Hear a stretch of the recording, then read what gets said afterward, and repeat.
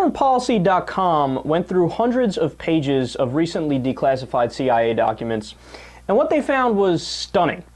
It turns out that in the late 1980s, the United States aided Saddam Hussein in using nerve gases on the Iranian people.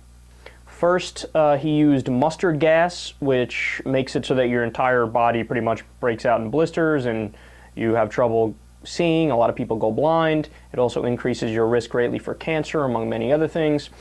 And it's not largely fatal, but it does maim you in many ways, and it's really disastrous.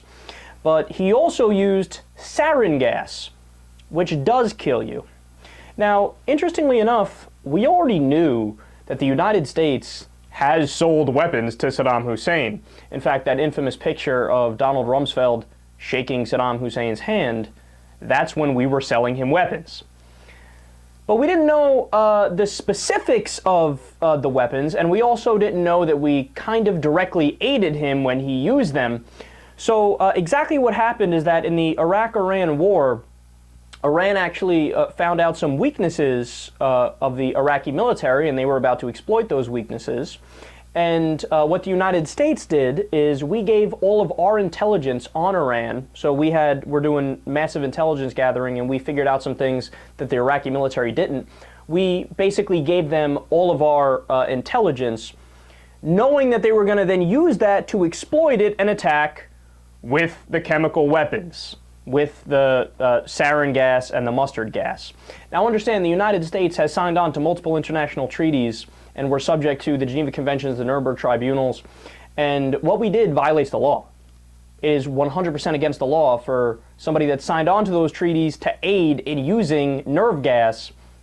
That's one of the, I know it's silly to say rules of war, it's kind of like a contradiction, but one of those rules is you can't aid or personally use nerve gas or chemical weapons. Now, the reason why this is extra interesting today is because look at the argument from the Obama administration and from Congress when it comes to what we're going to do with Syria.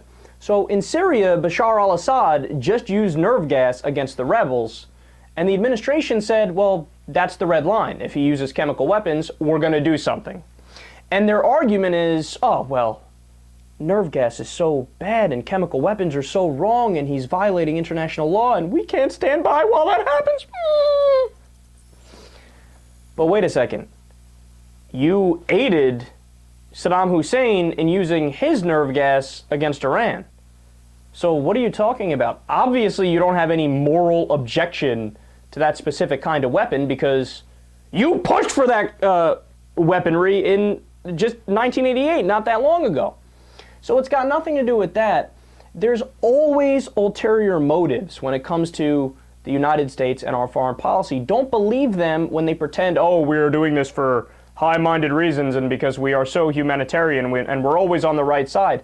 Nonsense. If they actually cared about humanitarian reasons, we would have invaded the Congo a long time ago. Millions of people have died.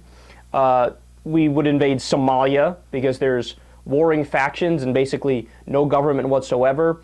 One of the highest murder rates, if not the highest murder rate in the world. We would have went to Darfur, where people were dying in tremendous numbers, tremendous amount of violence going on, people dying of starvation.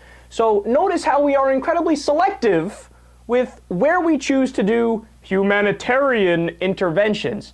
It always happens to be the places that are vital regions in the Middle East that also happen to have oil.